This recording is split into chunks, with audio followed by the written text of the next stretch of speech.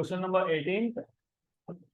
Two forces, each of magnitude F, have a resultant of the same magnitude F.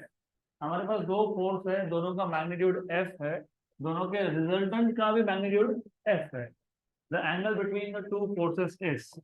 तो एक काम करते हैं, जो दो फोर्सेस है ना, उसमें से एक को बोल देता हूँ A, एक को बोल देता हूँ B, और दोनों का मैग्नीट्यूड क्या है? F.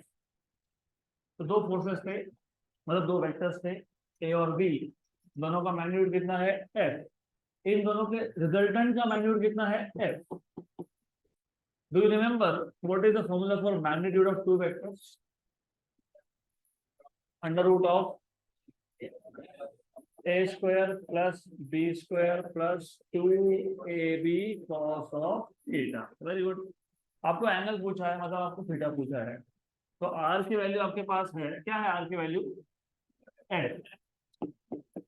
Under root of A is F, B is also F, plus 2 into A into B, मतलब F into F, F square cos theta.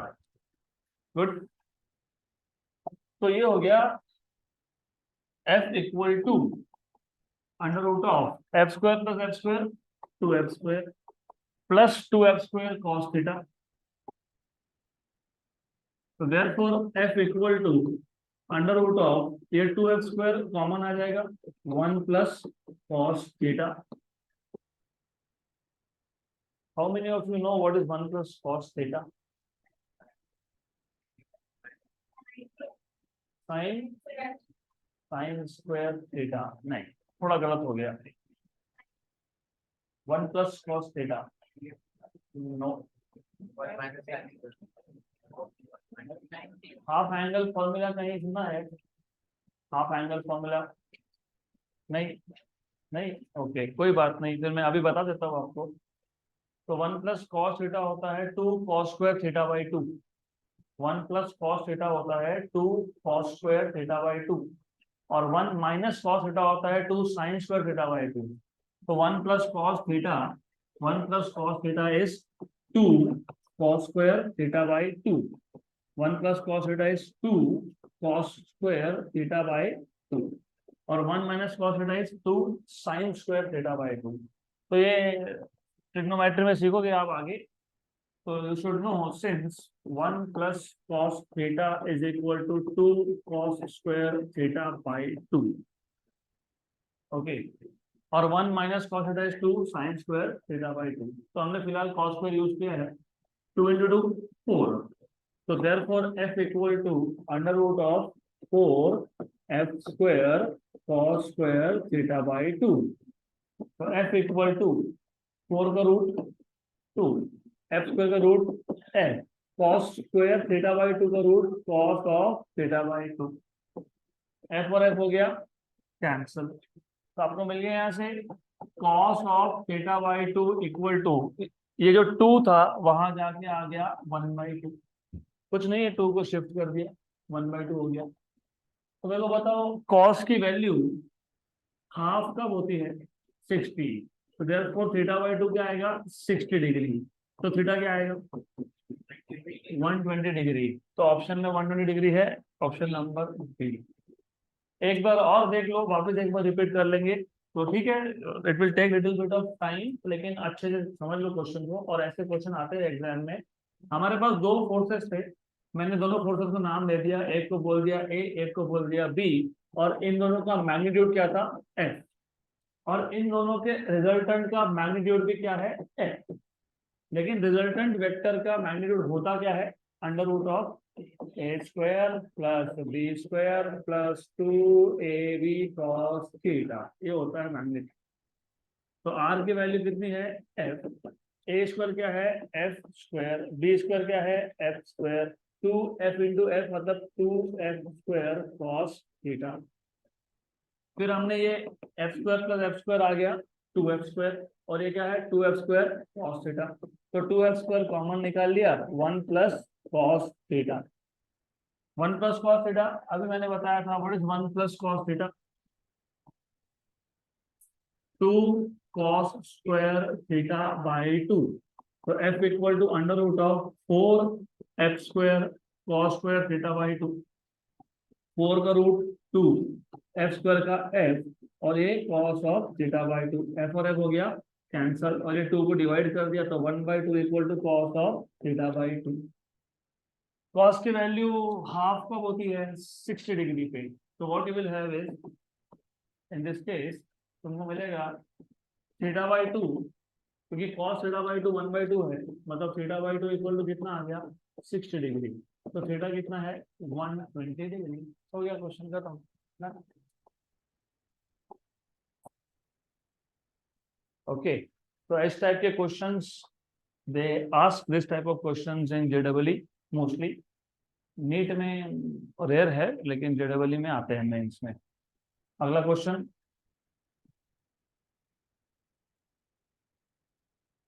Three vectors a bar equal to 3i cap plus minus 2j cap plus k cap and b bar equal to I cap minus 3j cap plus 5k cap, c bar equal to 2i cap plus j cap minus 4k cap form. तो ये तीन vector मिलके क्या बनाएंगे ऐसा पूछा है। Equilateral triangle बनाएंगे, आइसोसेलेस ट्रायंगल बनाएंगे, या फिर राइट एंगल ट्रायंगल होगा या नो ट्रायंगल होगा। तो सबसे पहले आपको बेसिकली पता होना चाहिए इक्विलेटरल ट्रायंगल में तीनों साइड होते हैं सेम। मतलब मुझे सबसे पहले ए बार, बी बार और सी बार का मैग्नीट्यूड फाइंड करना चाहिए। तो I will start with finding out magnitude of A. How do you find out magnitude of a vector A? Under root of X square plus A Y square plus A Z square. What is X? 3। What is A Y? -2। What is A Z? 1। तो यहाँ से आपको मिल जाएगा under root of 3 square 9 -2 square मतलब 4, 9 + 4 13 + 1 मतलब 14, तो root of 14। B का मैग्नीट्यूड कैसे फाइंड करोगे? Under root of B X square plus B Y square plus B Z square. What is B X? 1, B Y -3 and B Z कितना? 5, तो 5 का square. ठीक है, तो अभी बताओ मेरे को ये क्या आएगा सब सॉल्व करके? 35, 1 + 9 मतलब 10 + 25 रूट ऑफ 35। ओके, अब सिमिलरली हम लोग सी वेक्टर का मैग्नीट्यूड फाइंड कर लेंगे। तो similarly we will find out magnitude of C vector. तो C equal to under root of, what is C x? 2 square plus 1 square plus -4 का square. Okay, कितना आया? 21। करेक्ट।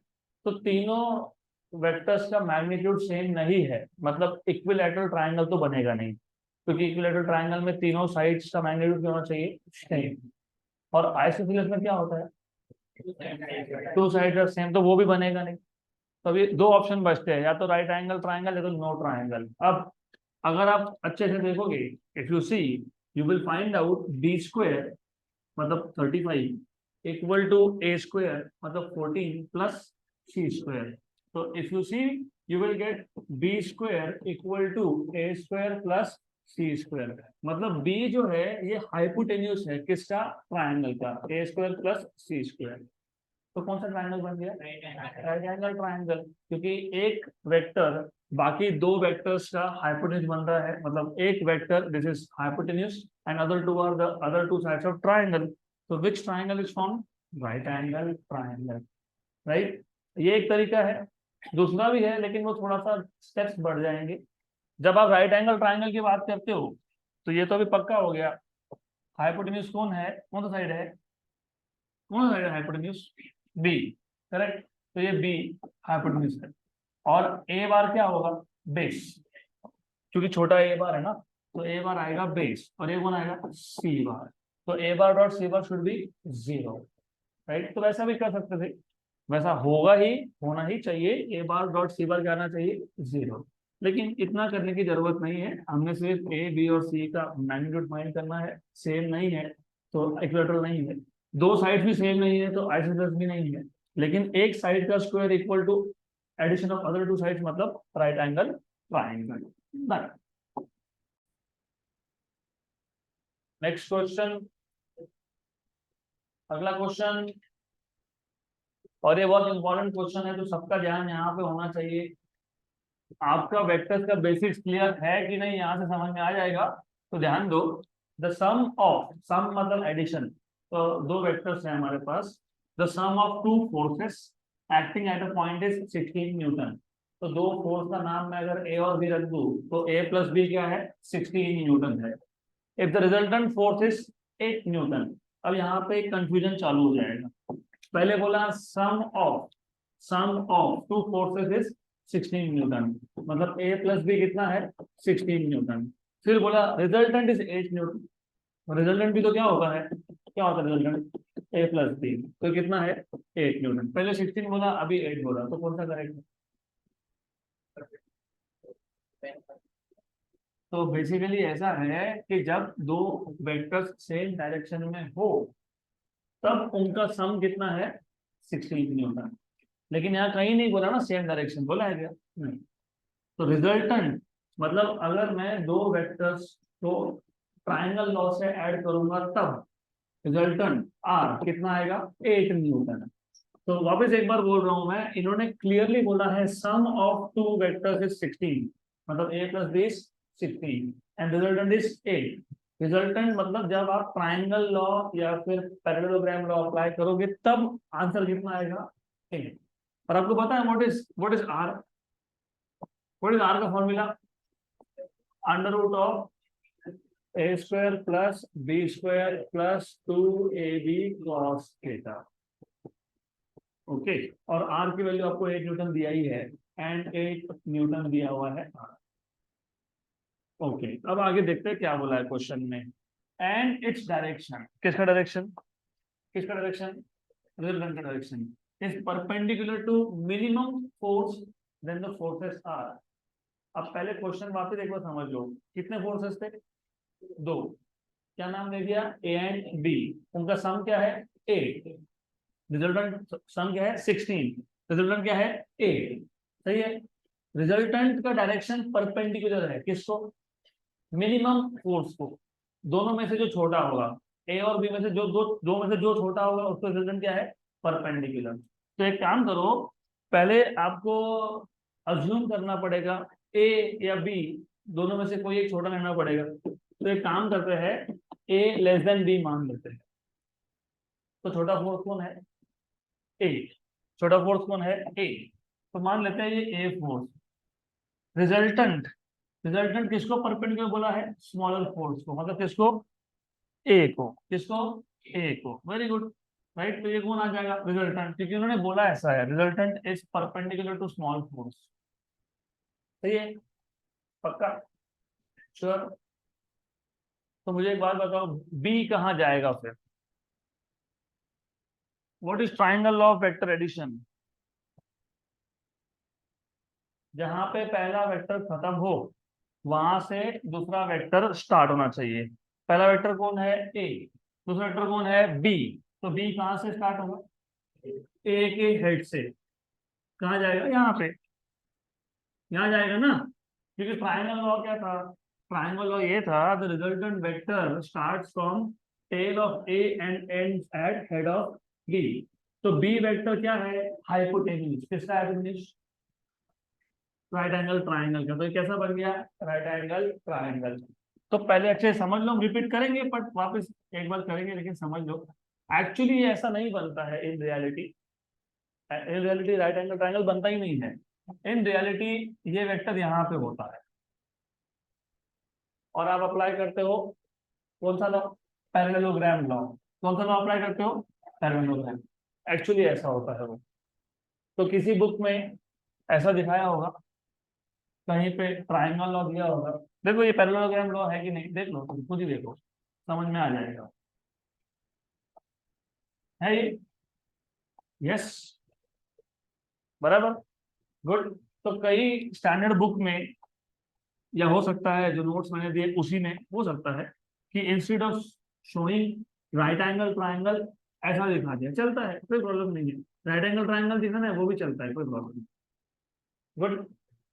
देन आपको पूछा क्या था, क्या पूछा है आपको, देन द फोर्सेस आर, मतलब ए और बी की वैल्यू। अब थोड़ा सा स्कूल लेवल मैथ्स में जाते हैं। अगर मेरे पास x plus Y equal to 16 है तो सॉल्व होगा क्या? होगा नहीं, क्यों? कितने अननोन है उसमें? दो। कौन? x and y। तो दो अननोन है तो कम से कम कितने इक्वेशन चाहिए? दो। दो चाहिए ना। हमारे पास एक है, एक है, दूसरा फाइंड कर लेंगे। तो एक एक इक्वेशन है, दूसरा भी फाइंड कर लेंगे हम लोग। पहले यहाँ पे समझा? तो दो वेक्टर्स फाइंड करने हैं, मतलब दो अननोन फाइंड करने हैं, तो दो इक्वेशन चाहिए। एक तो दिया था, दूसरा फाइंड करेंगे।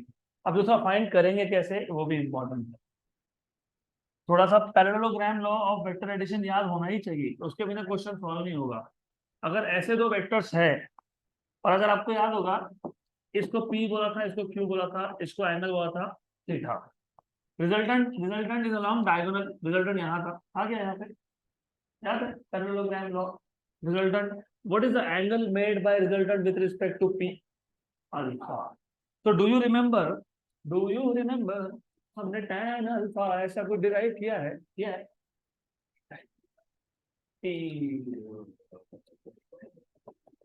Q sine theta upon P plus Q cos theta, where alpha is the angle made by resultant with respect to P, है ना? बराबर। पक्का भी याद रहेगा इसके बाद, क्योंकि ये याद नहीं रहेगा तो फिर सॉल्व ही नहीं होगा।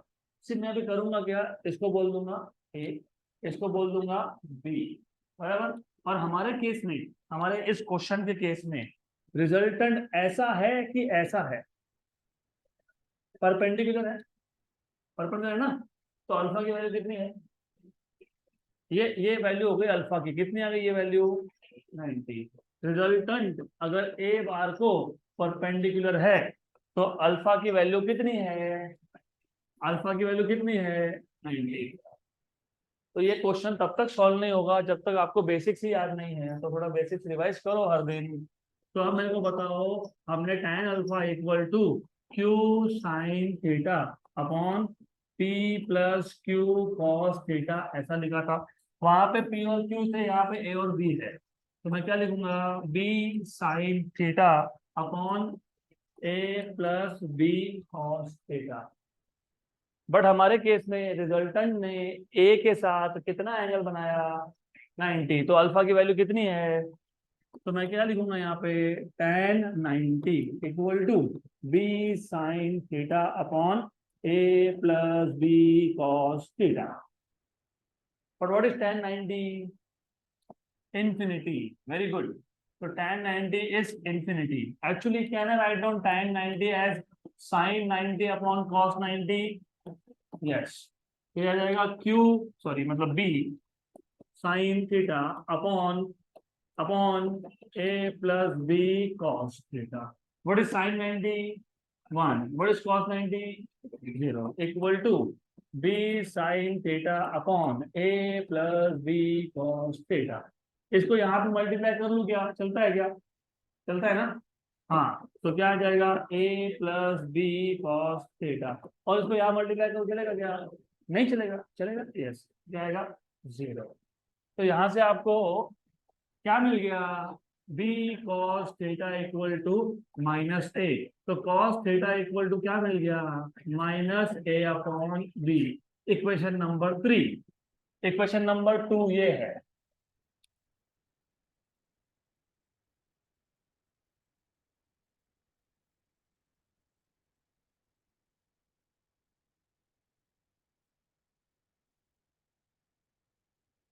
तो ये जो इक्वेशन नंबर 3 है, ये इक्वेशन नंबर 2 में सब्स्टिट्यूट करोगे। ये पहली बार बता रहा हूँ, और आगे इसको एज ए ट्रिक याद रख लेना। तो जब भी दो वेक्टर्स हो और रिजल्टेंट एक वेक्टर को परपेंडिकुलर हो, हमारे केस में किसको परपेंडिकुलर था? ए। तो cos थीटा क्या आता है? -a/b। अगर ये p होता, ये q होता, तो cos थीटा क्या आता? -p/q। तो हमेशा याद रख लेना, अगर ये b होता, ये a होता, तो -b/a। तो ये सारे स्टेप्स बच जाएंगे आपके। Then from equation number 2 and 3 you have r equal to under root of क्या था, A square plus B square plus 2ab cos theta, but cos theta की वैल्यू क्या आ गई, माइनस ए अपॉन बी और बी कैंसल, बराबर, पक्का। तो R equal to under root of A square plus B square, B हो गया कैंसल, ये हो गया -2a square. What is A square -2a square, -a square. तो आर क्या आ जाएगा, R under root of B square minus A square, B square minus A square, सही है, गुड, पक्का, स्क्वायरिंग ऑन बोथ साइड्स। तो R square equal to B square minus A square. What is B square minus A square, what is B square minus A square, बैठ के बात, what is A square minus B square, a minus b into a plus b, so what is b square minus a square, b minus a into b plus a। लेकिन तुमको याद है r की value तुमको देखी रखी है, कितना दिया है, a, 8 का स्क्वायर कितना होता है 64, b माइनस a, और a प्लस b भी बता के रखा है, कितना है 16, तो 1 जा एंड 4 जा, तो b minus a equal to कितना आ गया 4, equation number 4, a plus b equal to 16 तो था ही, और अभी b minus A equal to 4 भी आ गया, तो दोनों को ऐड कर दो, adding equation 1 and equation number 4। तो इक्वेशन 1 था a प्लस बी, और इक्वेशन नंबर 4 है b minus A equal to a plus B, कितना था 16, और ये कितना आया 4, बराबर, a कैंसल, तो 2b इक्वल टू 20, तो b इक्वल टू 10, सही है। तो अभी ये b की वैल्यू 10 इसमें सब्स्टिट्यूट कर दो, therefore 10 minus a equal to 4, तो a कितना है 10 माइनस 4 मतलब कितना 6, तो 6 एंड 10, तो 6 एंड 10 दिख रहा है क्या, दिख रहा है, यस, ओके। रुको वापस रिपीट करके दे रहा हूं मैं, ध्यान दो, इंपॉर्टेंट क्वेश्चन है और गड़बड़ बिल्कुल नहीं चाहिए, तो थोड़ा सा क्वेश्चन पे अच्छे से ध्यान दो।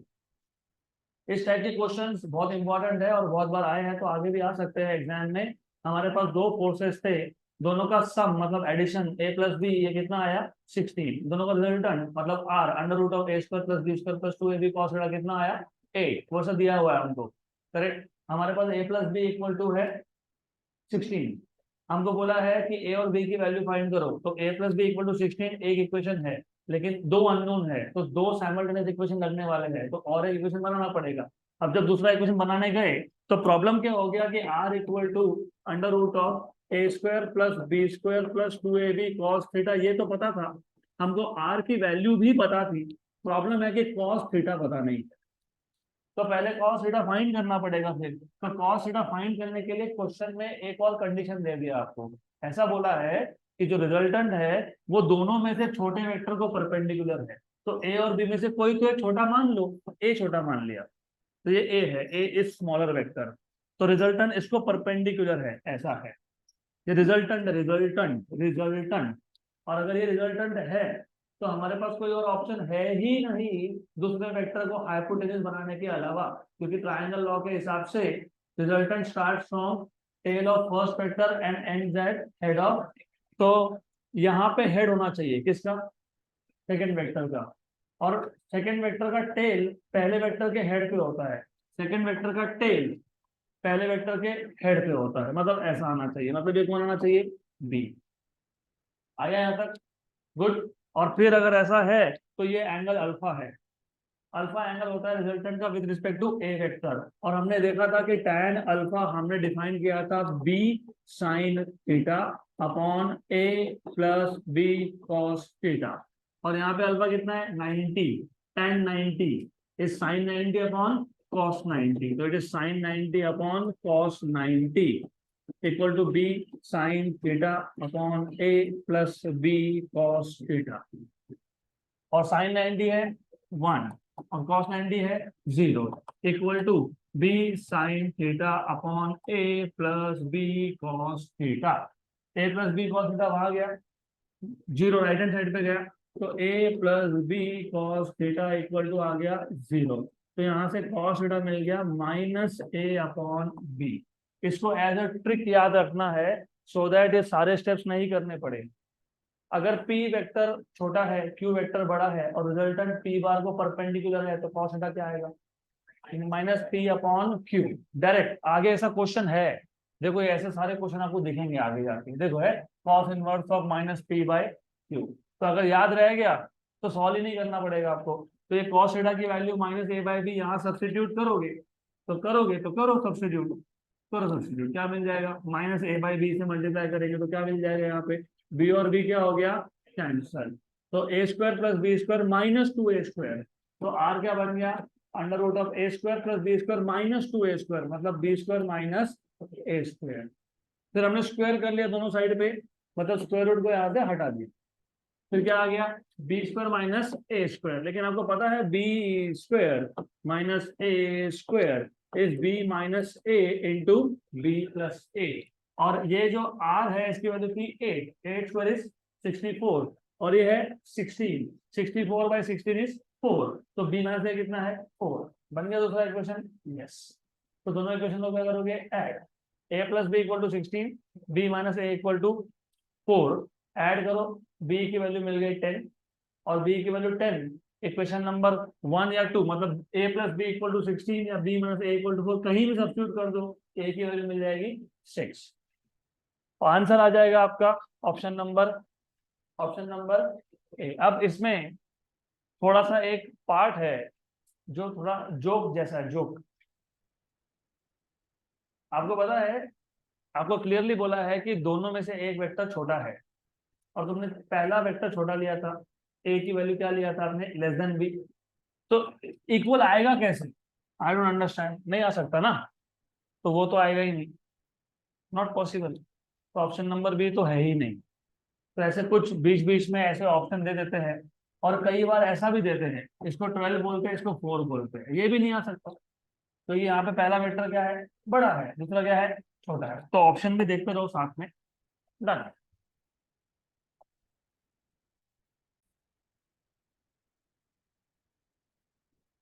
तो remember this as a trick. क्या था ट्रिक,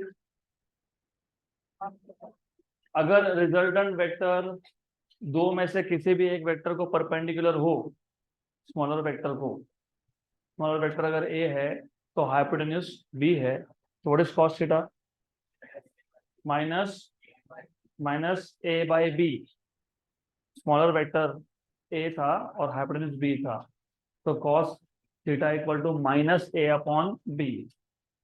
तो ये अगर याद रखोगे तो इसके बाद और एक क्वेश्चन आएगा, नॉट नेक्स्ट इमीडिएटली, बट इसके बाद और एक क्वेश्चन आएगा जहां पे डायरेक्टली क्वेश्चन सॉल्व हो जाएगा। तो एनीवेज हम पहले ये क्वेश्चन सॉल्व कर लेते हैं। अब तक हम लोग पूरा पूरा सॉल्यूशन देख रहे थे, step by step, step by step. लेकिन सीईटी जेईई वहां पे स्टेप बाय स्टेप करने जाओगे तो 25% क्वेश्चन भी कंप्लीट नहीं होंगे, तो you have to know some tricks also. तो ये एक क्वेश्चन है जो हम स्टेप बाय स्टेप सॉल्व नहीं करेंगे, सिर्फ ट्रिक्स देख लेंगे।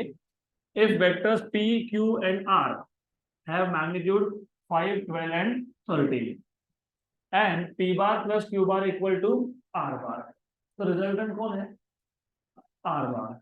ओके किसका रिजल्टेंट है, p और q का। The angle between q and r is, the angle between q and r is, बहुत सिंपल है, एक्सट्रीमली सिंपल। वैसे अगर ये नहीं भी दिया होता ना, p bar plus q bar equal to r bar, तो भी सॉल्व होता। p का मैग्नीट्यूड कितना है 5, q का कितना है 12, r कितना है 13, तो ये राइट एंगल ट्राइंगल बनेगा, बनेगा ना। हाइपोटेन्यूज कौन होगा 13, मतलब कौन, r। मतलब basically what you have is simple, आपके पास दो वेक्टर है, एक है p, एक है q और रिजल्टेंट है r। और रिजल्टेंट इस केस में है हाइपोटेन्यूज, क्योंकि r इसकी वैल्यू कितनी दी हुई है 13, p की वैल्यू कितनी दी हुई है 5 और q कितना बोला हुआ है 12। और आपको एंगल किसने पूछा है, एंगल बिटवीन, तो एक काम करो इसको थीटा बोल दो, बराबर, गुड। तो what is cos theta, adjacent side मतलब Q अपॉन हाइपोटेन्यूज मतलब R, राइट। Q की वैल्यू कितनी है 12, R कितना है 13, सही है। तो cos थीटा इक्वल टू 12/13, मतलब theta equal to cos inverse of 12/13, ऐसा दिख रहा है ऑप्शन में, है ऑप्शन नंबर, हो गया खत्म। नेक्स्ट क्वेश्चन,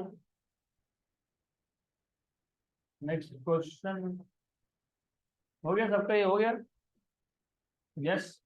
अगर ऑप्शन में cos इनवर्स ऑफ 12/13 नहीं होता तो ऑप्शन में sin इनवर्स ऑफ 5/13 होता। What is sin theta, opposite side upon hypotenuse, मतलब sin थीटा इज 5/13, तो theta is sin inverse of 5/13। तो अगर cos इनवर्स ऑफ 12/13 नहीं दिखेगा तो फिर sin इनवर्स ऑफ 5/13 आंसर आएगा। अभी वापस वही टाइप का क्वेश्चन जो हमने इससे पहले सॉल्व किया था, ये वाला। वैसे वापस, the resultant of two vectors a and b is perpendicular to vector a and its magnitude, किसका मैग्नीट्यूड, रिजल्टेंट का magnitude is equal to half the magnitude of vector b, the angle between a and b is। देखो मैं वापस बता रहा हूँ, अच्छे से सुन लो।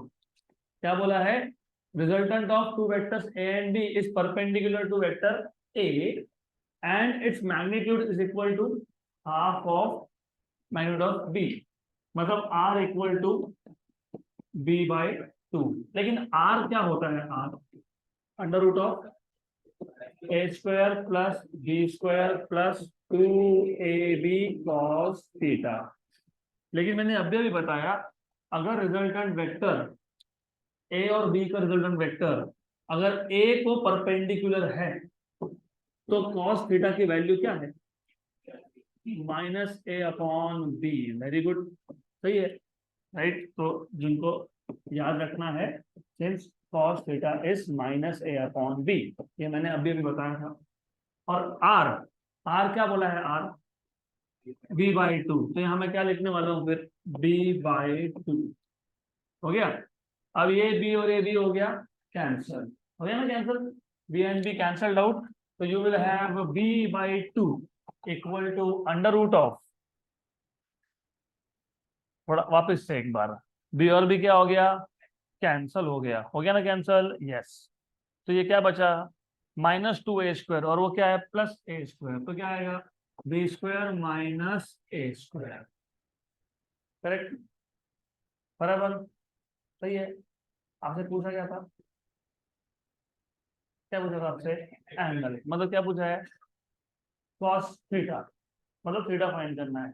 लेकिन cos थीटा क्या है, -a/b, तो अगर आपको a/b मिल गया तो हो गया। तो आपको क्या चाहिए, a/b, क्या चाहिए आपको, a/b, squaring on both sides, squaring on both sides, b/2 का स्क्वायर b²/4, अंडर रूट और स्क्वायर कैंसल, तो b² -a², को यहां लाओ तो माइनस का क्या हो जाएगा प्लस, b²/4 को वहां लेके जाओ तो minus, what is b² -b²/4। अभी इसी को दूसरी लैंग्वेज में पूछा ना तो फटाफट बताओगे, 3b²/4, बहुत टाइम लग गया आपको बताने में। एक डेरिमिट लिया, उसके दो टुकड़े कर दिए, एक डेरिमिट लिया, दो टुकड़े कर दिए, हाफ एंड हाफ, चार टुकड़े कर दिए, ईच पीसेस 1/4 1/4 1/4 एंड 1/4, मतलब 25%, 25%, 25 एंड 25। अब चार में से एक को अलग कर दिया, तीन को साथ में रख दिया, 1/4 एंड 3/4। तो वही तो मैं बोल रहा हूँ, वही तो किया ना हमने, एक में से 1/4 हटा दिया तो बचा कितना, 3/4। तो एक कैलकुलेशन करते वक्त वो क्रॉस मल्टीप्लाई है, 4b² -b²/4, वो छोड़ दो अब आदत, तो ये आ जाएगा 3b²/4, बराबर, पक्का, श्योर। तो व्हाट इज a²/b², 3/4, तो व्हाट इज a/b, √3/2, 4 का रूट इज 2। लेकिन अभी थोड़ा टाइम पहले मैंने बताया था आपको कि कॉस थीटा होता है -a/b, मतलब -√3/2। तो कॉस थीटा आ गया -√3/2। तो कॉस थीटा की वैल्यू -√3/2 कब आएगी?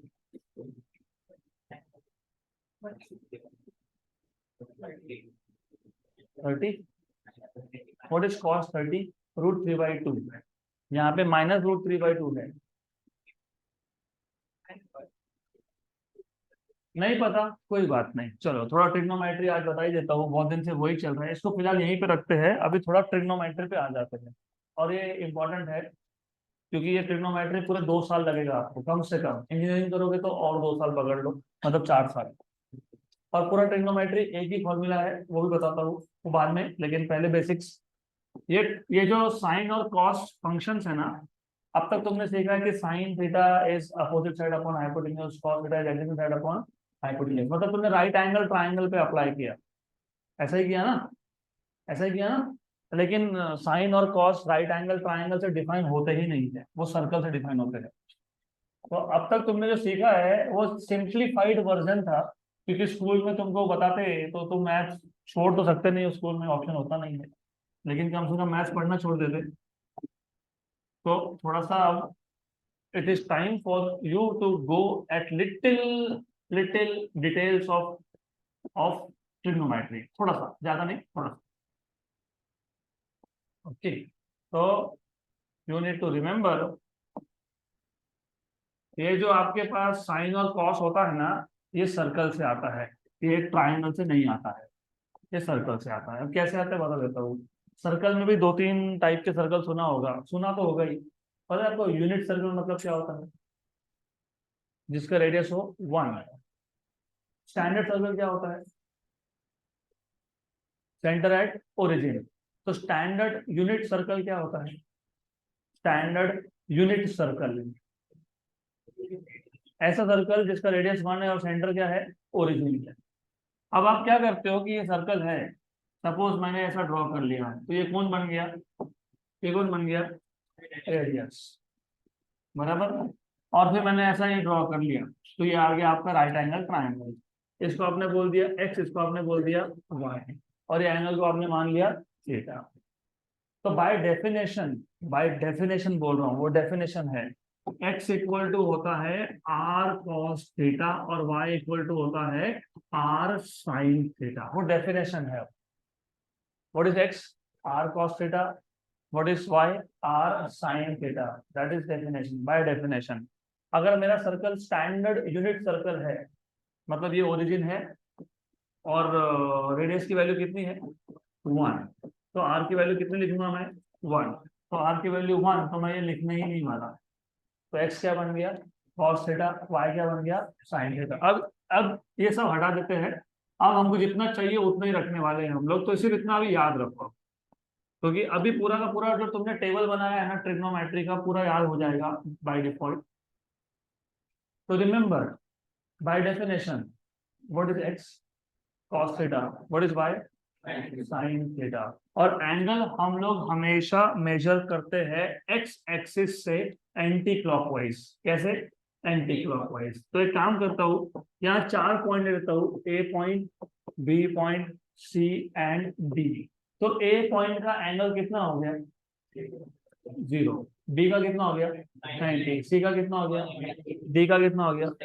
वाह, वेरी गुड, कितना ही चाहिए हमको? फाइन, बराबर। और मुझे ए पॉइंट का कोऑर्डिनेट कौन बताएगा? What is the coordinate of point A? A point कौन से एक्सिस पे है? ए पॉइंट तो एक्स एक्सिस पे 1 और 0, क्योंकि ये रेडियस कितना था? 1। ये क्योंकि ओरिजिन है ना, ये 0 0 है, तो 1 0, क्योंकि रेडियस कितना है? 1, क्योंकि कौन सा सर्कल है? Unit circle. बी पॉइंट से कोऑर्डिनेट कौन बताएगा? 0,1, वेरी गुड। सी पॉइंट -1 0, और डी पॉइंट -1 0। ओके, -1 0, सही है ना?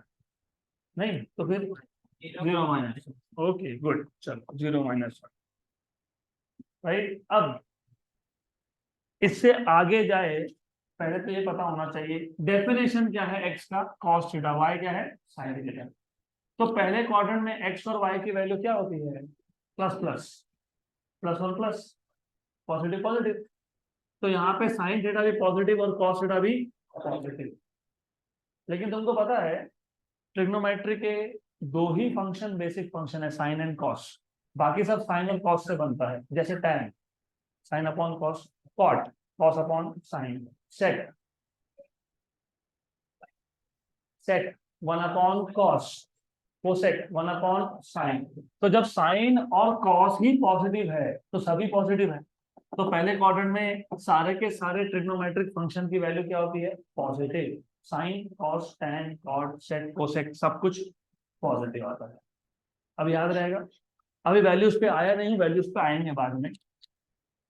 सेकेंड क्वाड्रेंट में कौन नेगेटिव है, कौन पॉजिटिव है, हाँ मतलब एक्स नेगेटिव और वाई पॉजिटिव, सही है। लेकिन एक्स कौन था, कॉस। तो कॉस और कॉस से बनने वाला हर एक फंक्शन नेगेटिव होगा। जैसे कॉस तो नेगेटिव हो गया, टैन, कॉट और सेक। साइन और साइन के ऊपर डिपेंड करने वाला हर एक पॉजिटिव होगा, साइन और 1 अपॉन साइन मतलब कोसेक, राइट। तो सेकेंड क्वाड्रेंट में कौन पॉजिटिव है, sine, sine positive. Third quadrant में एक्स और वाई की वैल्यू क्या आती है, नेगेटिव नेगेटिव, मतलब साइन नेगेटिव और कॉस भी नेगेटिव। लेकिन साइन अपॉन कॉस पॉजिटिव, क्योंकि minus sine upon minus cos, तो माइनस माइनस हो गया कैंसिल। तो टैन क्या आएगा, पॉजिटिव, बराबर। फोर्थ क्वाड्रेंट में एक्स पॉजिटिव होता है, वाई नेगेटिव होता है, मतलब कॉस पॉजिटिव है और साइन नेगेटिव है। तो कॉस और कॉस से बनने वाला 1 upon cos positive, right, correct. Add sugar to coffee, all positive, sin positive, tan positive and cos positive। Add मतलब all, sugar मतलब sin, to tan, coffee cos। तो ऐसे याद रखते हैं। अब एक बार ये याद आ गया, ये समझ में आ गया। अब थोड़ा और हम इसको डिटेल में देखेंगे। अब what is sine zero, zero, what is cos zero, 1। कहां से आया आप समझेगा तुमको। एट पॉइंट ए, ये जो ए पॉइंट था, ए पॉइंट के कोऑर्डिनेट्स क्या है, 1 एंड 0, मतलब एक्स की वैल्यू क्या है 1। लेकिन एक्स कौन था, कॉस थीटा।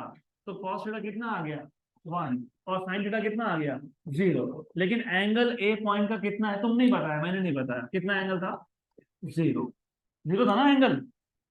तो what is cos of 0, 1, what is sine of 0।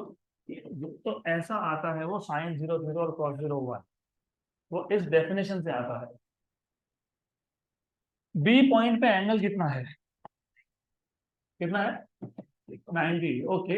Eight point B मतलब थीटा इक्वल टू 90 डिग्री।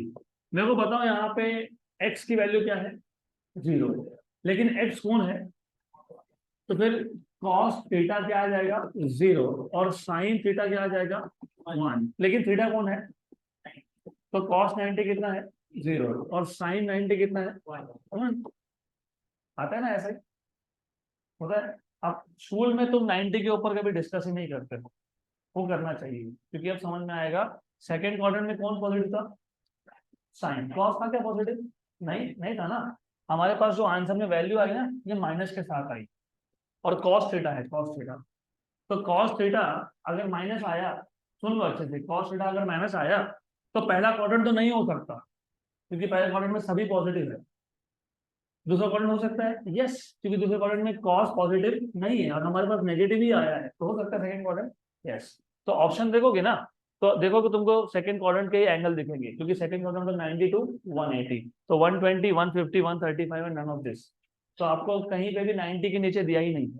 तो कॉस की वैल्यू नेगेटिव कौन से क्वाड्रेंट में होती है, सेकेंड। मतलब एंगल कहाँ से कहाँ होता है 90 टू 180। अब ये 12th में बहुत काम में आएगा, तो अभी से याद रख लेना इसको, हो गया। अब at point C, point C के लिए एंगल कितना है 180, अपोजिट साइड पे है। एक्स की वैल्यू क्या है, -1, राइट, लेकिन एक्स कौन होता है, कॉस थीटा, और वाई की वैल्यू क्या है, 0। इसके लिए कॉस ऑफ 180 क्या होता है, -1, और साइन ऑफ 180 क्या होता है, 0। तो अगर आप टेबल चेक करोगे तो यही मिलेगा आपको, cos 180 -1 and sine 180 0। Point D, point D कितना एंगल है, 270। At point D angle is 270, okay. What is X value, 0, लेकिन एक्स कौन है, कॉस थीटा। और व्हाट इज वाई वैल्यू, -1, लेकिन वाई मतलब साइन थीटा। इसके लिए cos ऑफ 270 होता है 0, और साइन ऑफ 270 होता है -1।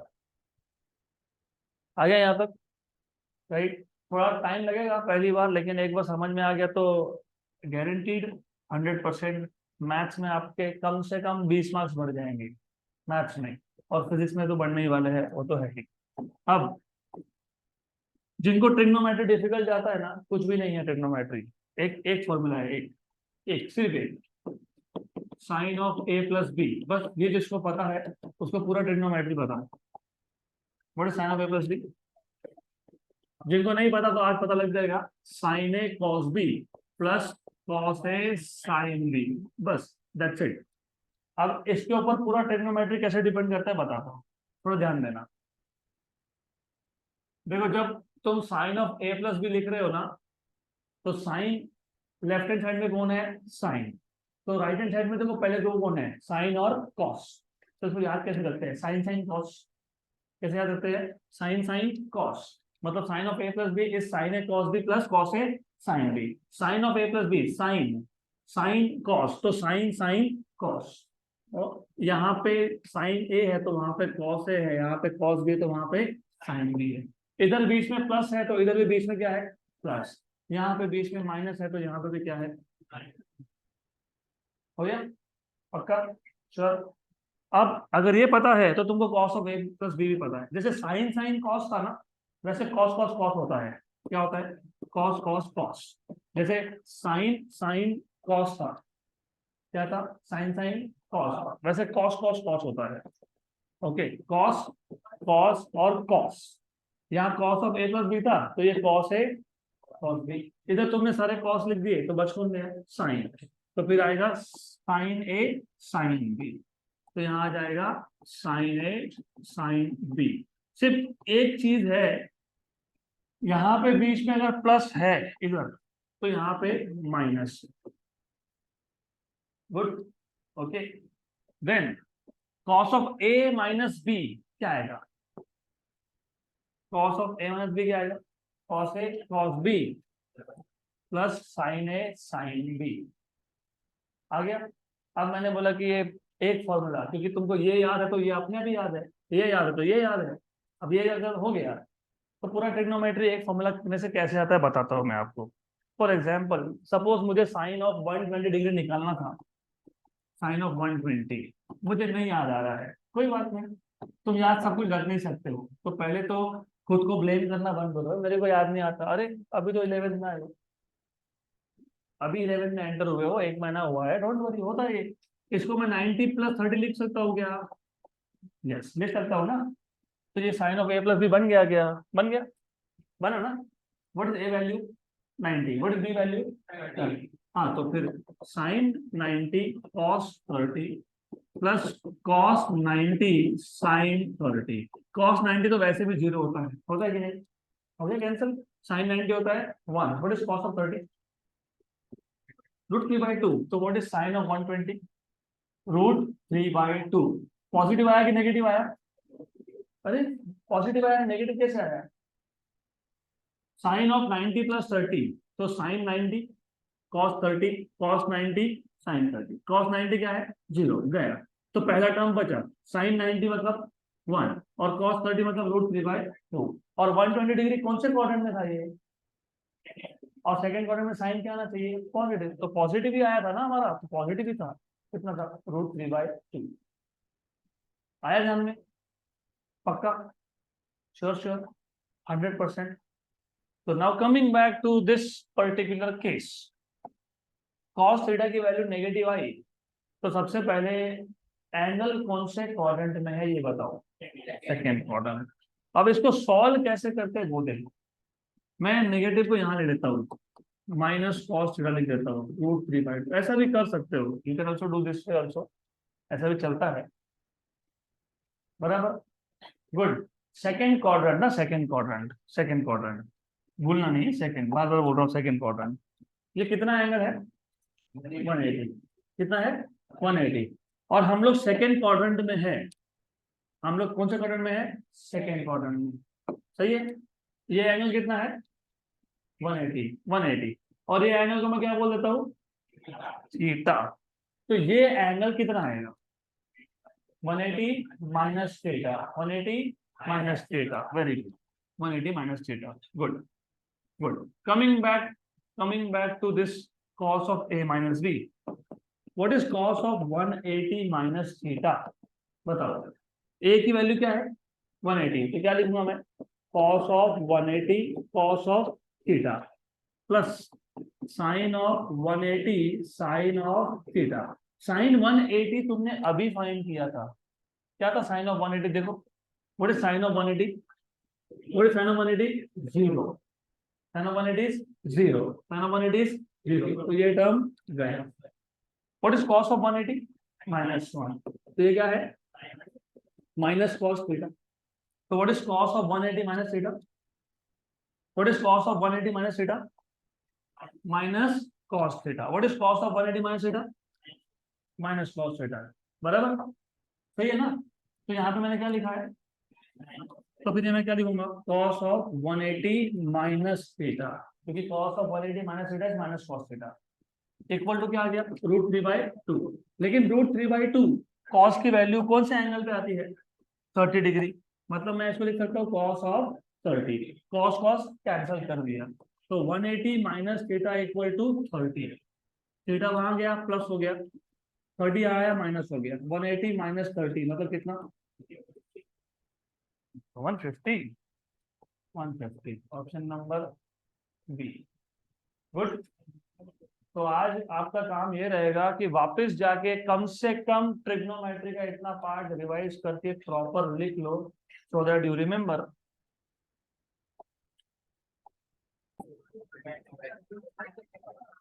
Next question which we have already solved, फिर भी मेरे को बताओ, the resultant of p bar and q bar is perpendicular to p bar।